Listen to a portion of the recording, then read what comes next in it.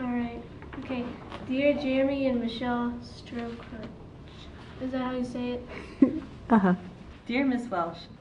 Dear Mr. Summers and Miss Joseph. Hello, Dr. Tron. It's been a great year, and thank you for supporting me to be here.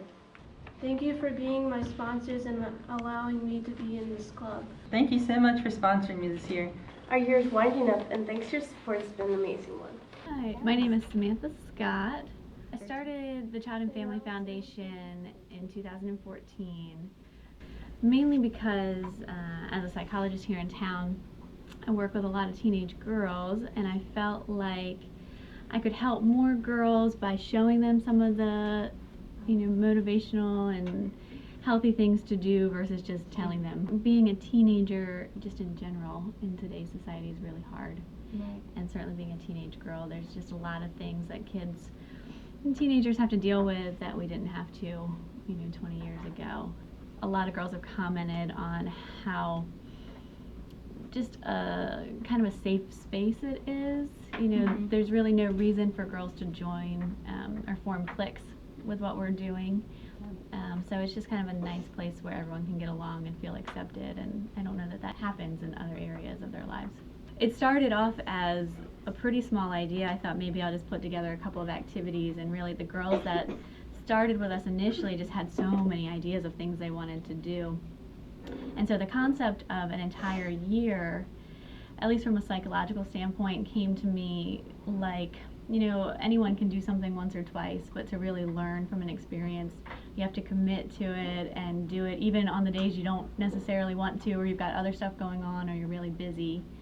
So to learn from that experience, I thought a year would be a really nice time, and it's given me time to get to know the girls on a personal level, which has been really nice. And I think maybe what I didn't expect was for it just to be so much fun. I mean, it really doesn't matter what activity we do. We have a great time, whether we're eating pizza, at lunch, or learning something like self-defense and hitting a moving target. And you can almost feel the girls grow throughout the year, their self-confidence grow, their excitement about the different things that they've learned, just their attitude in general about the activities that we do and taking in all the information. And I think what happens with a lot of the activities that we set up for the girls, I get a lot of them that come back and say, oh, I had no idea that I could do something like that. How do you feel like as a leader you've changed and grown as you've been helping them? Well, do you I'm more see tired. No, you've been very busy kidding. the past couple years, it sounds like. We have been busy. Oh, I've certainly grown. I mean, so we're about to finish our second program year. We've done a lot of the same activities this year as we did the first year, which is the girls' choice. They meet before their program year and help me decide what activities we're going to do throughout the year. We usually do some kind of physical activity like yoga or Zumba. We try to do a couple of 5Ks throughout the year. We also do a women supporting women walk. This year the girls put on a really big prom dress drive and fashion show. I know they enjoyed that. We always do a wheelchair ramp build. We've done Beyond the Limits.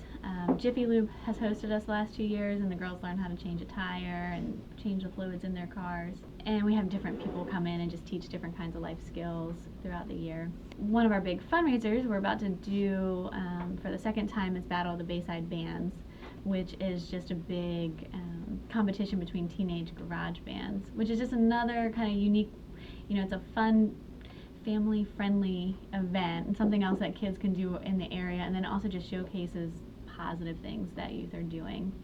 When given the right venue and resources, kids really can do great things, and I think it's up to us as adults to help foster that.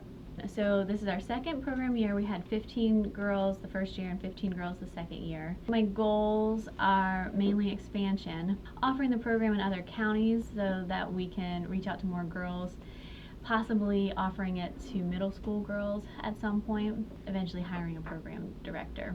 We've had a ton of community support, and we've done pretty good with startup grants. The difficulty, however, is grant money can't go toward administration, and you can't keep applying for the same grants over and over again and eventually run out of grants. So at this point, our goal is to start saving money so that we can hire a program director who ultimately would help us with, larger fundraising events and sustainability in that way. We have a great website set up that has pictures and videos of some of the activities that we've done, some information about who we are. People can donate right online. A unique aspect of our program is that a lot of the money that we get ultimately filters out into other programs in the community. Okay. So, the girls have to do at least 3 or 4 community service projects a year. So the wheelchair ramp, 5Ks, the Women Supporting Women Walk, that money goes back to Chesapeake Housing Mission and Women Supporting Women and other local nonprofits, but it gives our girls the great experience. The website is www.oneyeartoempowerment.org, and really just contacting us is a great way to find out the best way someone might be able to help us.